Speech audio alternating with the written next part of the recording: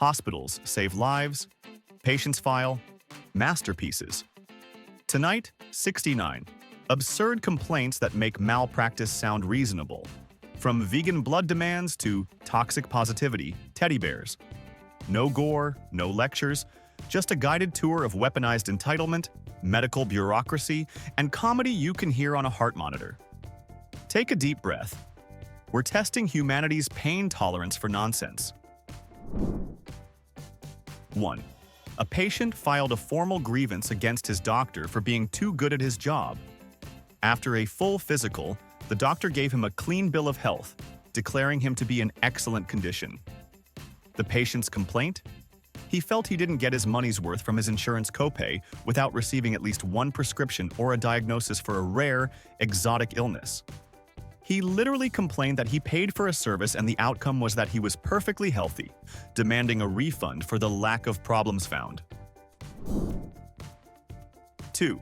In a bustling emergency room, a man being treated for a minor wrist sprain took the time to complain to the head nurse about the waiting room television. His issue wasn't the volume or the channel choice in general. He was upset that the documentary about surgical procedures was too graphic, and, more importantly, that the medical staff walking by kept casually discussing outcomes, which he considered major spoilers for the end of the program he was trying to watch. 3. A patient's family demanded an immediate room transfer, not due to noise or a faulty bed, but because of supernatural mismanagement. They claimed the ghost inhabiting the room was rude and inconsiderate, repeatedly changing the TV channel to old game shows right in the middle of their grandmother's favorite soap opera. The official complaint lodged with the hospital administration was for substandard paranormal hospitality, questioning why the ghost's viewing preferences took priority over the paying patients. 4. During a critical pre-op consultation for a necessary blood transfusion, a patient put everything on hold to ask the surgeon a crucial question: is the blood donor vegan? The surgeon, understandably baffled, explained that blood isn't screened for dietary habits. The patient then filed a complaint, stating the hospital was failing to meet their ethical and dietary needs by not offering a plant-based blood option, and expressed deep concern about the negative energy from a meat eater's blood coursing through their veins. 5. A woman recovering from gallbladder surgery wrote a scathing one-star review of the hospital, focusing entirely on the provided attire. She complained that the standard-issue hospital gown was a terribly unflattering shade of blue that did nothing for her complexion.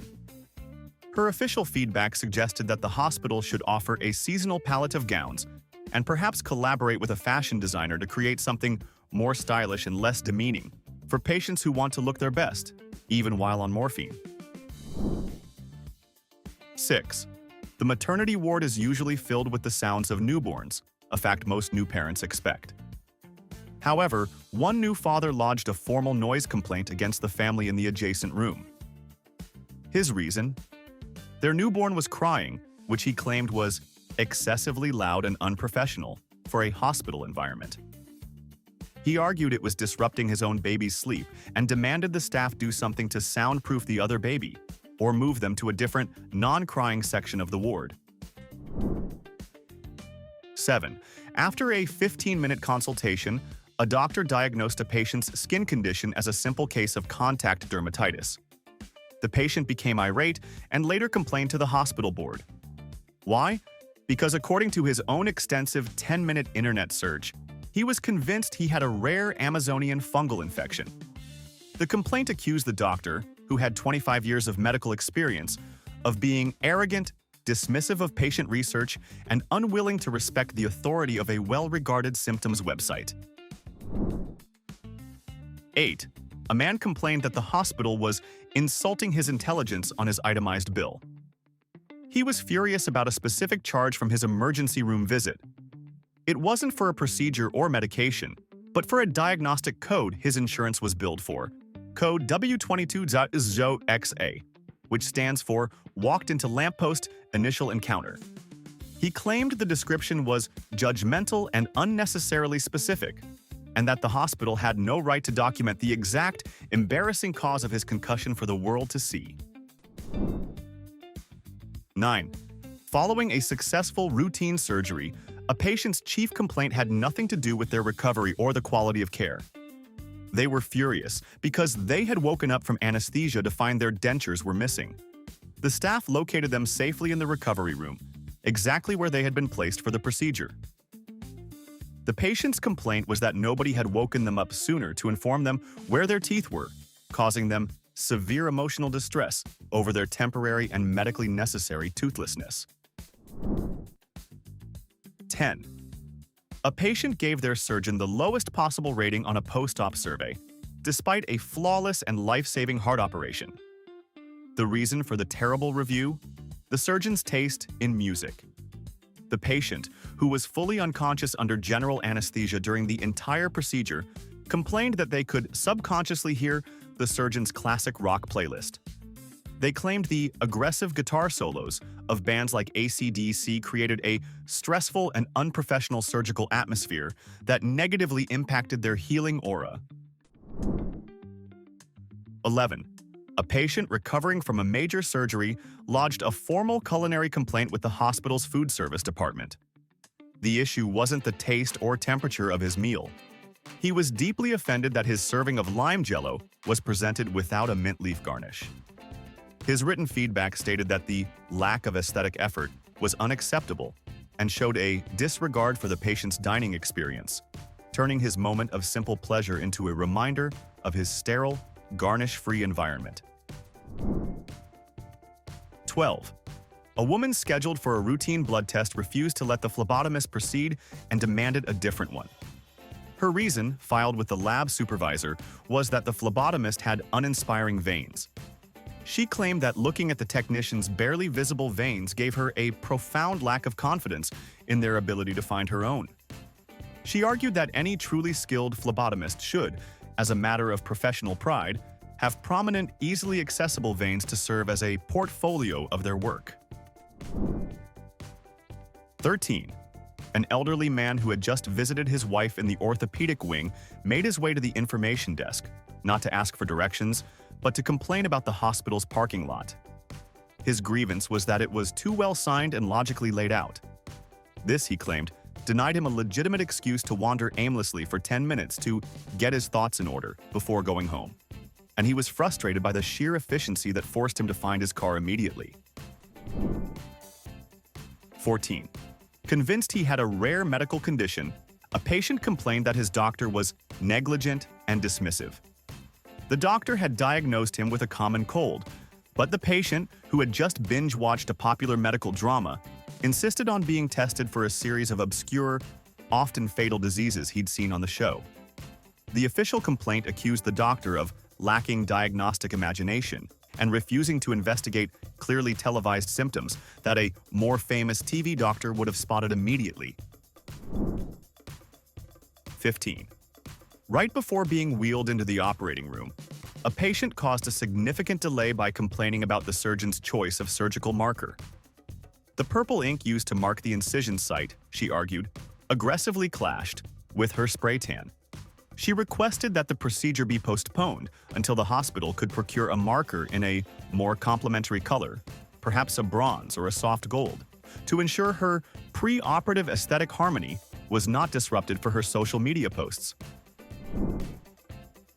16. After being transported to the emergency room for chest pains, a patient filed a complaint against the ambulance service. It had nothing to do with the speed or quality of care. He was upset that the paramedic driving had not taken the scenic route.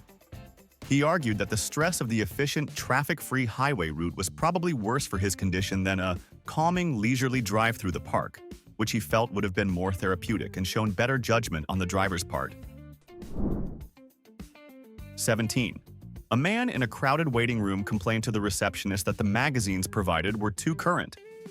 He stated that the intimidatingly pristine pages of that week's issue of Sports Illustrated made him feel pressured to be up to date, causing him anxiety.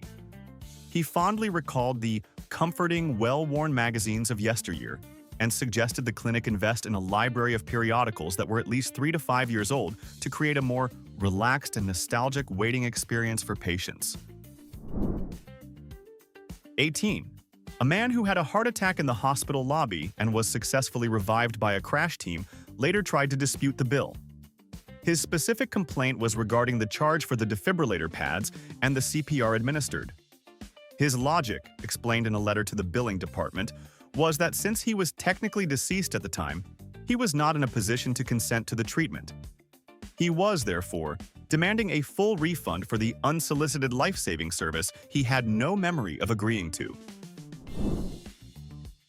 19. After undergoing a necessary scan, a patient wrote a lengthy complaint about the hospital's MRI machine, calling it artistically bland and spiritually draining. They described the experience as being trapped in a monotonous beige tube and suggested that the hospital was missing a key opportunity.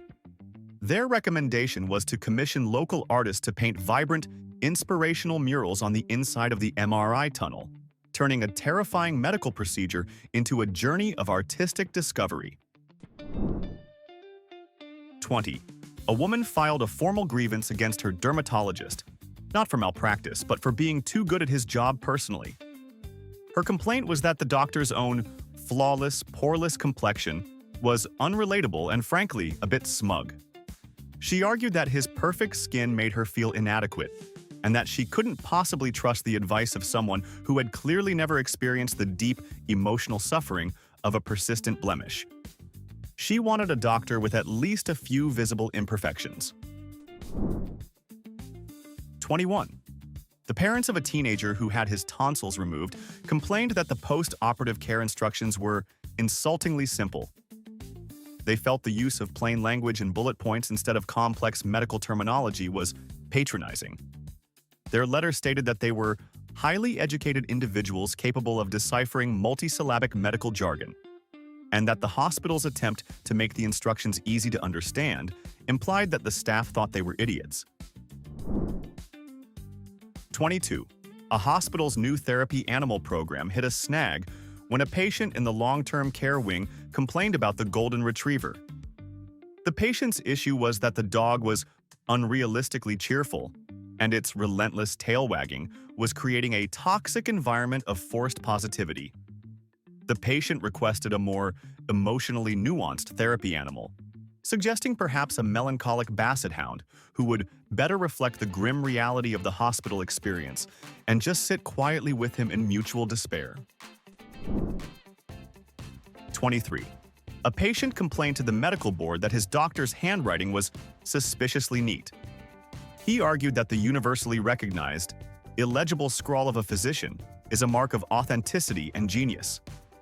This doctor's perfect, clear cursive on the prescription pad made the patient question his qualifications, suggesting that someone with such tidy penmanship must be too meticulous and careful to make the bold, decisive, and slightly reckless decisions required of a top-tier medical professional. 24. In a state-of-the-art hospital facility, a patient filed a complaint with the IT department about the guest Wi-Fi. The connection was fast and reliable, but the network name, Hospital Guest Wi-Fi, was deemed depressingly uninspired. The patient's written suggestion argued that a more creative name like the Healing Hotspot or Contagion-Free Connection would significantly improve patient morale and make their time spent browsing social media while waiting for test results a more magical and immersive experience. 25. A man was prescribed a new medication with the simple instruction, take one pill with food. A week later, he called the pharmacy hotline in a rage. His complaint was that the instructions were dangerously ambiguous. He had spent the entire week paralyzed with anxiety, unable to take the pill because he didn't know which food was optimal. Was it better with carbs? Protein? Should it be organic?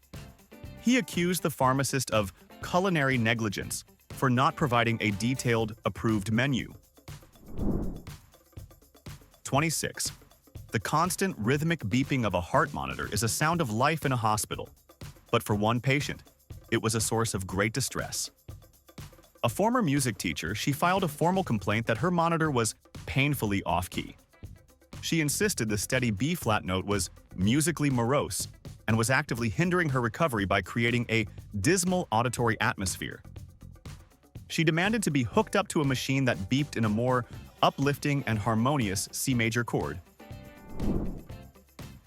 27. After a minor procedure, a patient was given a cup of ice chips to soothe their throat. This led to a formal complaint lodged with the nursing station about the aggressive geometry of the ice. The patient claimed the sharp 90-degree angles of the machine-made ice cubes were a laceration hazard to their inner cheek. They demanded the hospital source artisanally tumbled smooth-edged ice to provide a safer, more luxurious, and less threatening convalescence. 28. Right before his scheduled colonoscopy, a patient refused to sign the consent forms and demanded to speak with the gastroenterologist. His complaint was about the lack of narrative suspense.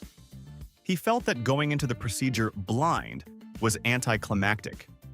He proposed that the doctor should provide him with a spoiler-free teaser trailer of potential findings to build anticipation and make the entire experience feel less like a medical screening and more like the premiere of a compelling indie film. 29. A patient submitted a formal noise complaint against a nurse not for talking too loudly, but for her choice of footwear. The nurse's comfortable sneakers produced a distinct, rhythmic squeak on the polished linoleum floor. The patient claimed this sound was a form of auditory torture that perfectly synced up with their migraine pulse. The complaint requested that the nurse be fitted with stealth-certified, acoustically dampened shoes to ensure a more tranquil and less irritating healing environment. 30. A doctor advised a patient with high blood pressure to find ways to reduce stress in his life. The following day, the patient filed a complaint against the doctor for causing him immense stress. He claimed the vague, unhelpful advice to simply relax without a specific 20-point actionable plan had sent him into a panic spiral. He was now obsessively worrying about whether he was relaxing correctly, thereby making his condition significantly worse, all thanks to the doctor's careless words. 31. A woman visiting her husband filed a complaint with hospital administration about the building's main entrance. Her issue was with the automatic sliding doors, which she described as overly enthusiastic and aggressive. She claimed their swift, wide-opening motion was startling to the infirm and lacked the gentle, reassuring welcome one should expect from a healthcare facility. She suggested they be recalibrated to open with a slow, hesitant grace, as if they were cautiously bowing to each visitor. 32. Waking up from a successful knee surgery, a patient was visibly distraught and immediately asked for a complaint form. Their grievance? The surgeon had stolen their dream. The patient claimed to have been in the middle of a fantastic dream about finally finding their car keys after years of searching. They were convinced the anesthetic drugs had violently extracted the dream from their consciousness just moments before the satisfying conclusion, and they demanded emotional compensation for the unresolved nocturnal narrative. 33. A patient meticulously reviewing their itemized hospital bill found an entry that enraged them. One hospital gown, price 0D par Zorio. They were not angry about a charge, but about the existence of a $0 line item. They wrote a furious letter to the billing department questioning why the hospital was tracking freebies with such scrutiny. They perceived it as a passive-aggressive accounting tactic and a subtle reminder of their dependency, demanding the complimentary item be completely expunged from their official record. 34. While waiting for an appointment, a patient became increasingly agitated by an anatomical model of a human skeleton in the corner of the room. They later complained to the office manager that the skeleton was promoting unrealistic body standards. They argued that displaying only one body type, an extremely thin one, was exclusionary and fat-phobic. Their suggestion was for the clinic to invest in a diverse range of skeletons, including plus-size and petite models, to create a more body-positive and inclusive waiting area. 35. A patient filed a complaint against his family doctor for unprofessionalism, citing the use of a clipboard. He claimed the ominous, authoritative click of the pen against the plastic board triggered his anxiety. He argued that in the digital age, Clipboards are an aggressive and outdated power move designed to intimidate patients. His proposed solution was for the doctor to take notes on a soft, non-threatening tablet, or better yet, to just commit everything to memory like a true professional. 36. During a 2-day hospital stay for observation, a woman repeatedly complained about the windows in her room. Her issue wasn't the view, but the fact that they were hermetically sealed and couldn't be opened. She insisted on her right to natural, unfiltered air, claiming the hospital's recycled air was stale and full of medical energy. Despite the staff explaining this was a standard safety and infection control measure, she accused the hospital of imprisoning her in a hermetically sealed germ box. 37. A man demanded a new surgeon after seeing his current one's picture in a local newspaper. The surgeon hadn't been involved in a scandal. He had just won first place in a regional chili cook-off. The patient filed a formal grievance stating that a surgeon who dedicates that much time and passion to spicy bean stews clearly isn't 100% focused on medicine. He claimed he couldn't trust his life to a man whose priorities were clearly divided between the operating room and the crock-pot. 38. After his physician advised him to get more exercise, a man took the advice to heart, but a little too literally. He began a rigorous power walking regimen up and down the busiest corridor of the medical clinic during peak hours. When staff repeatedly asked him to stop, he filed a harassment complaint against them, accusing the nurses of obstructing his doctor-prescribed health journey and creating a hostile fitness environment. He was essentially complaining that they wouldn't let him follow his doctor's orders. 39. A patient lodged a complaint against the automatic blood pressure cuff, personifying it as a rude and inconsiderate bully. He claimed the device had terrible comedic timing, consistently inflating at the most suspenseful moment of the movie he was watching on his tablet. He demanded that nurses first ask him for a narratively convenient moment to take his vitals, ensuring his blood pressure wasn't being measured during a crucial plot twist or a particularly good car chase. 40. Following a completely routine and minor outpatient procedure, a patient requested a formal letter of recommendation from his surgeon. The letter wasn't for a job, but for his application to be a contestant on a popular reality survival show. He felt that his extraordinary bravery and stoic resilience, while getting 3 stitches in his thumb, demonstrated the grit and character needed to outlast competitors in the wilderness. The surgeon's refusal to do so was cited as a failure to recognize and document patient excellence. 41. An administrator at a cosmetic surgery clinic received a lengthy complaint about the fresh flowers in the waiting room. The patient argued that the vibrant, fragrant bouquets were a form of passive-aggressive floral shaming. She claimed their natural, effortless beauty was taunting patients who were there to spend thousands of dollars to achieve a similar level of aesthetic perfection. The complaint suggested replacing them with emotionally neutral plastic plants to avoid making patients feel insecure. 42. A patient complained that his doctor was violating his right to family drama. During a consultation, the doctor discreetly and privately informed the patient of his diagnosis, respecting all HIPAA privacy laws. The patient was furious. He complained that the doctor's quiet, confidential tone had prevented his wife and son, who were in the room, from hearing the news. This forced him to have the awkward and exhausting task of repeating the diagnosis himself, ruining the big cinematic reveal he had been hoping for. 43. A patient recovering from surgery complained that the nursing staff was too responsive. He claimed that when he pressed the call button, a nurse would appear so quickly that it gave him performance anxiety. He didn't have enough time to properly rehearse his request, often forgetting what he needed by the time the nurse arrived. He suggested implementing a 5-minute courtesy delay on the call button system to give patients adequate time to gather their thoughts and formulate a coherent request. 44. The food was fine, the bed was comfortable, but one patient's entire hospital stay was ruined by the water. Specifically, the pitcher of water left on his bedside table. He complained that it was consistently an insulting room temperature. He argued that hydration is a science and demanded that his water be served at precisely 45 degrees Fahrenheit, checked with a digital thermometer.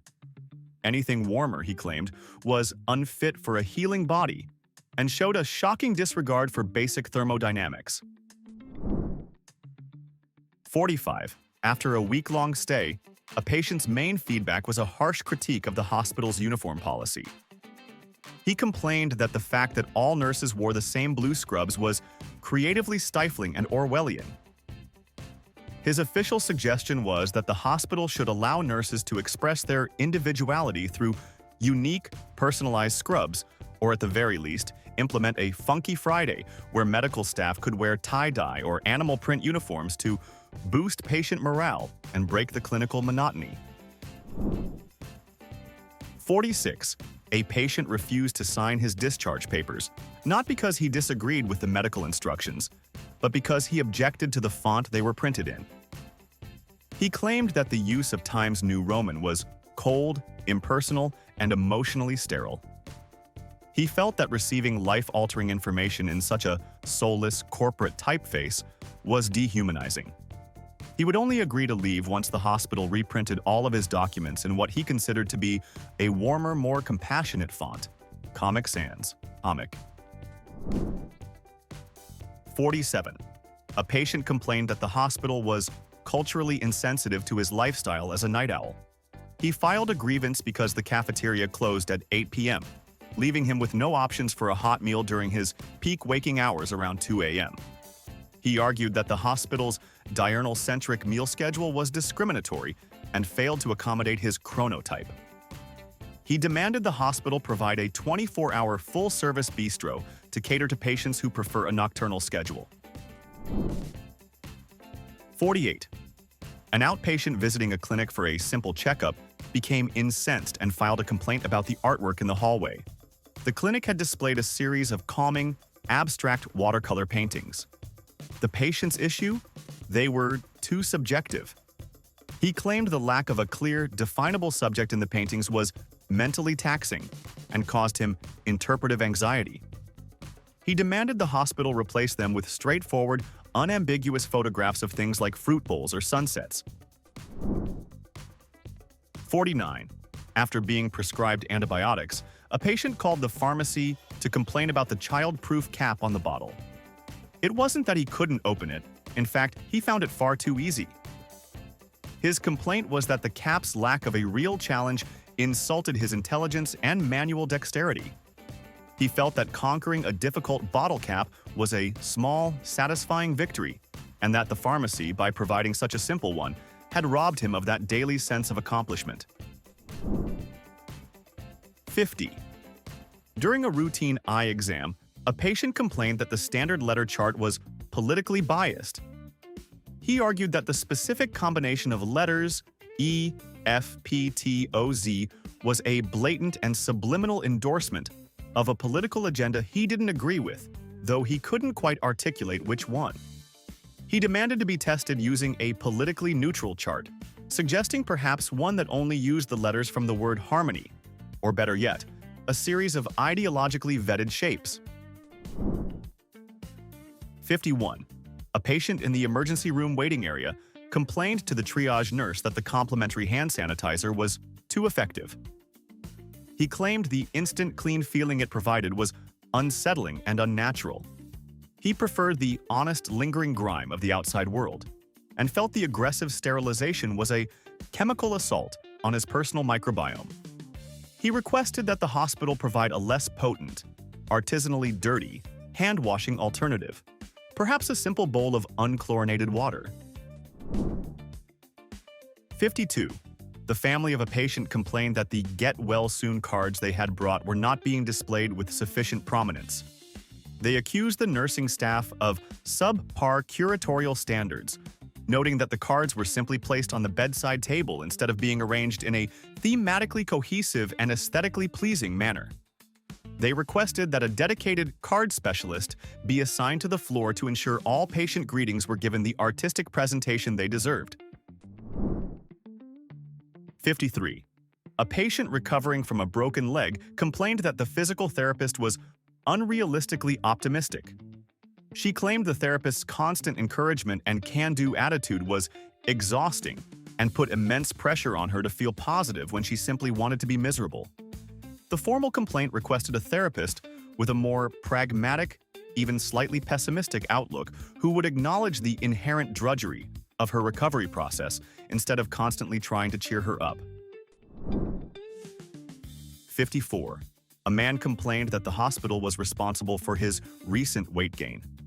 His logic was that the elevator buttons were positioned at the perfect ergonomic height, making them too easy to press.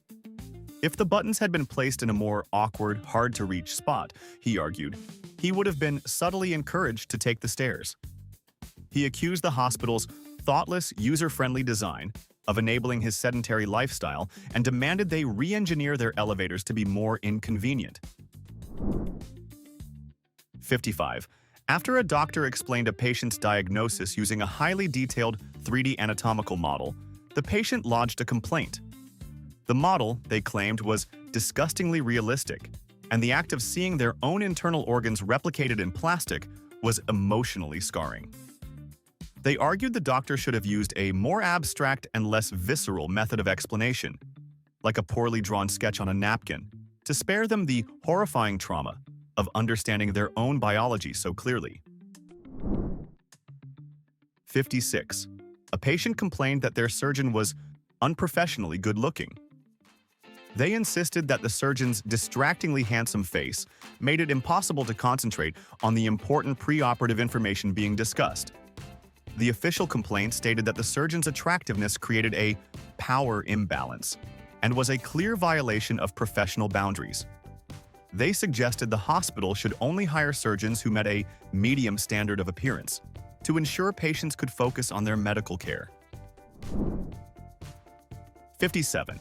During an overnight stay, a patient complained to the night nurse that the moonlight coming through his window was too bright and poorly aimed. He insisted that the moon's natural trajectory was inconsiderate of his sleep cycle and accused the hospital of failing to account for celestial movements in their room designs. He demanded to be moved to a room on the other side of the building, or failing that, for the hospital to do something about the moon, perhaps by installing giant, building-sized blinds. 58.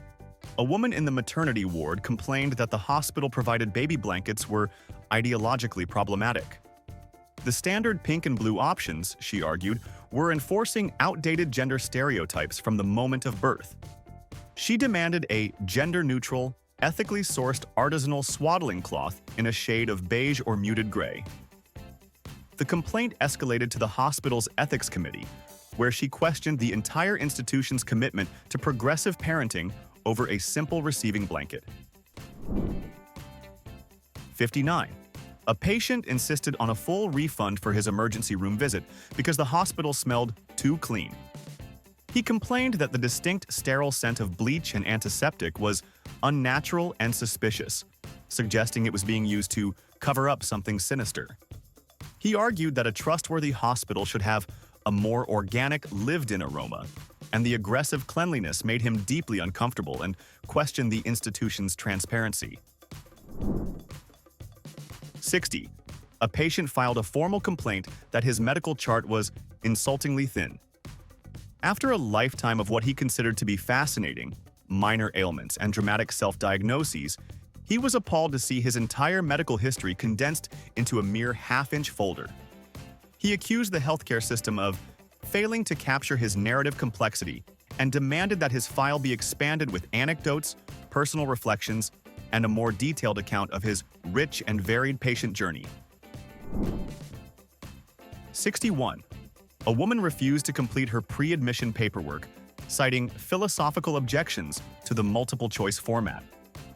She complained that the check all that apply boxes for her symptoms were reductive and stifling to the human spirit. She demanded an essay-based medical form where she could fully elaborate on the emotional texture and metaphorical significance of her sore throat, arguing that her condition couldn't possibly be understood through a series of impersonal checkboxes. 62. While being transported on a gurney, a patient began to panic and demanded to be taken back to the emergency room. The cause of his distress was the hospital's floor tiles. He claimed the black and white checkerboard pattern was a hypnotic portal to a dimension of pure anxiety, and that the tiles were vibrating with negative energy. His official complaint was against the hospital's reckless and spiritually hazardous interior design choices. 63. A patient complained that her doctor was excessively friendly during a routine physical. She accused the physician of using deceptive small talk about the weather and local sports teams as a covert interrogation tactic. She was convinced his pleasant demeanor was a sophisticated ploy to get her to reveal personal information that was medically irrelevant but personally valuable, though she couldn't specify what that information might be. She demanded a more stoic and emotionally distant doctor next time. 64. The hospital gift shop became the target of a complaint from a patient's family member. He was offended by the selection of get-well-soon teddy bears, claiming they were unrealistically cheerful. He argued that their smiling faces and bright colors were a flagrant display of toxic positivity that failed to acknowledge the grim reality of illness. He suggested the shop stock a line of more emotionally appropriate plush toys, perhaps a bear that looked slightly nauseous or was holding a tiny plush IV pole. 65. A patient recovering in a private room complained that the television remote control was insultingly simple. With only buttons for power, channel, and volume, he felt the device underestimated his technological prowess. He argued that a modern hospital should provide a universal smart remote with at least 50 buttons, full menu functionality, and the ability to recalibrate the screen's color saturation. The basic remote, he claimed, was an affront to the modern tech-savvy patient. 66. After being encouraged to walk the halls for post-operative recovery, a young patient complained about her IV pole. Her issue wasn't its function, but its complete lack of aesthetic appeal. She claimed the cold metallic stand was a terrible accessory that ruined the look of her designer pajamas. She complained that it was impossible to take a good hospital selfie with it and suggested that IV poles should be available in a variety of stylish colors and finishes, perhaps with decorative, attachable charms. 67. A man scheduled for a heart procedure caused an hour-long delay by complaining about the name of the operation, a coronary artery bypass graft. He refused to consent, stating the name was too industrial and sounded like a plumbing repair. He insisted the surgical team come up with a more elegant and inspiring name for the procedure before he would agree to it. His suggestions included the Phoenix Protocol or the River of Life Restoration. 68. A patient complained about the complimentary dental kit provided for his overnight stay. He was furious about the toothbrush, claiming its pathetically soft bristles were a joke and completely incapable of providing a satisfying deep clean. He accused the hospital of promoting poor oral hygiene with its substandard amenities and wrote in his feedback that the experience had left a plaque-filled metaphorical bad taste in his mouth on top of the actual one. 69. Following a successful appendectomy, a patient became convinced that the surgeon had stolen his appendix for personal reasons. He had read online that the appendix has no real function, so he concluded that the only logical reason to remove it was for the doctor to add it to some kind of creepy personal collection of useless human organs. He filed a formal complaint with the hospital board and a police report for the theft of his vestigial, yet deeply personal property. Medicine isn't broken. Our expectations are. Which complaint in this list deserves a real fine, and how much? Name the number and defend it, or argue which one is secretly valid and why. If this raised your blood pressure, then dropped it with a laugh, hit like. For a weekly high dose of ridiculous reality, subscribe and ring the bell. Your chart's open for the next case.